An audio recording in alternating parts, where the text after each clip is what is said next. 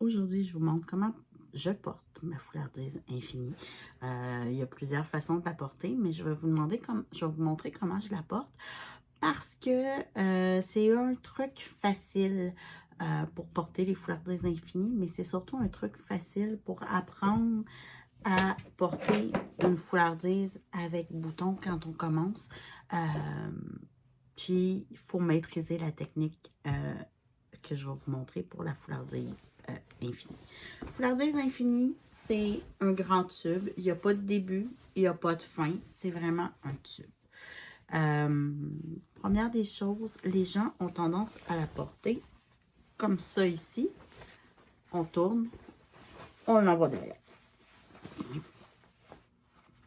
Le gros désavantage de cette façon-là, puis là, je suis tombée sur la façon où ça paraîtra pas parce que mon côté est à l'endroit.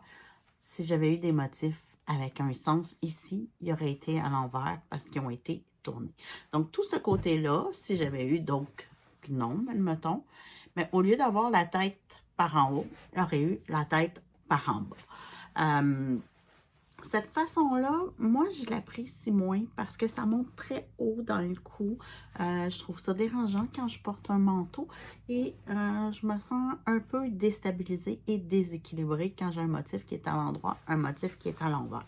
Je dis pas que je la porte jamais comme ça, mais c'est plus rare. La façon que je veux vous montrer aujourd'hui pour porter la foulardise infinie, c'est vraiment de choisir quelle pièce on veut avoir, soit collée sur notre cou, soit le plus long, soit à l'avant. Si je veux, on va prendre les gnomes parce que c'est facile. Si je veux que les gnomes soient collés sur mon cou, ce que je vais faire, c'est que je vais venir les porter collés sur mon cou. Je vais prendre mon rond que je vais virer à l'envers, ici, de façon à ce que ça fasse comme un 8. Et je ramène ma pièce. Donc, j'ai les gnomes qui sont collés sur mon cou et j'ai mon autre pièce ici que je peux venir placer.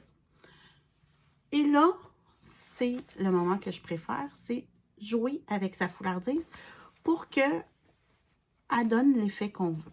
Si je voulais mettre plus en évidence mes gnomes, je pourrais plier mon tissu du devant ou plier celui du haut si je trouve qu'il monte trop haut.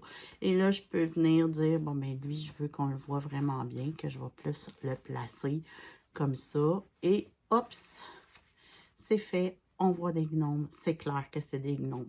Si j'aime pas celui-là ici, qu'on y voit pas la tête, juste le corps, ben, je viens plier un petit peu comme ça. On voit très bien les autres pareils et ça se fait. Je peux choisir de montrer le noir ici, comme je pourrais décider de le cacher en pliant un petit peu à l'intérieur. C'est vraiment rendu là de jouer avec sa foulardise pour la placer comme on l'aime le mieux. Là, je vous ai montré comment faire si on voulait que les gnomes soient collés sur nous. Si on veut au contraire qu'on les voit encore plus, bien, au lieu de le mettre dans mon cou comme ça, je vais prendre mon gnome, je vais m'assurer qu'il est droit et je vais aller le porter complètement en arrière. Et là, je vais faire la même chose. Je vais tourner pour faire un 8 avec la foulardise. Je vais la secouer pour qu'elle passe mieux autour de la tête. Et j'aime bien la secouer aussi parce que ça place le pli derrière et il est plus facile à voir. Là, ici, j'ai complètement caché mon autre pièce avec les gnomes. J'ai emmené mes deux pièces vraiment de la même longueur. Ce qui fait en sorte qu'on ne voit plus du tout la pièce à l'intérieur et on voit juste les gnomes. J'aurais pu m'arranger pour qu'on voit la pièce à l'intérieur. On voit les gnomes très bien pareil. Des fois, juste par simplicité, quand je plie les deux ensemble, ça donne un autre look. C'est vraiment de s'amuser avec la foulardise. Si vous trouvez qu'elle monte trop haut puis qu'elle vous dérange, vous la pliez en deux vers l'intérieur aussi. C'est totalement possible. faut s'amuser puis jouer avec sa foulardise. Mais vous voyez qu'on peut la placer de plein de façons différentes. Ça, c'est la façon de base et simple pour placer une foulardise infinie.